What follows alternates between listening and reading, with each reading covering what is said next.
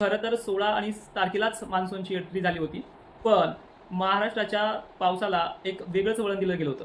कारण कसं आहे की प्रत्येक वेळेस पाऊस जोर धरायचा असला तर त्याला बंगालच्या उपसागरात किंवा इकडे अरबी समुद्रात तरी चांगलं मोठं लो प्रेशर पाहिजे आहे. आता तेच लो प्रेशर अरबी समुद्रात बनते आणि त्याची 2 दिवसामध्ये एंट्री सुरुवात होते.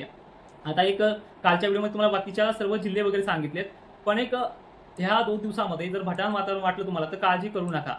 ठीक आहे. आजच्या 19 तारखेला संध्याकाळपर्यंत अनेक भागांमध्ये वातावरण हे आभाळ आणि सक्रिय राहील. फक्त त्या ढगातनं पाणी पडण्यासाठी रात्रीच्या वेळेला गरमीची लेवल क्षमते कमी होते, त्यामुळे तिथे पाण्यात थेंबाची झाडे राहणार नाही. विरळ स्वरूपाचा का मात्र लातूर, सोलापूर, नांदेड, अकोल्यामध्ये काही ठिकाणी, जळगावमध्ये मोजक्या ठिकाणी सुरुवात तो आजही तुरळक ठिकाणी करणार आहे. पण एक्झॅक्टली काय सांगितलंय की 22 तारखेची संध्याकाळ पूर्ण होत्या, 23 तारखेला आपण भेटूयात. त्या दिवशी आपल्याला समजेल की पाऊस कसा काल पडलाय, म्हणजे 22ला पडलाय आणि 23ला. हे बघा, एक महत्वाचा प्रश्न असा आहे की वारंवार तुम्ही विचारता की हे 1-2 दिवसासाठी आहे का? नाही.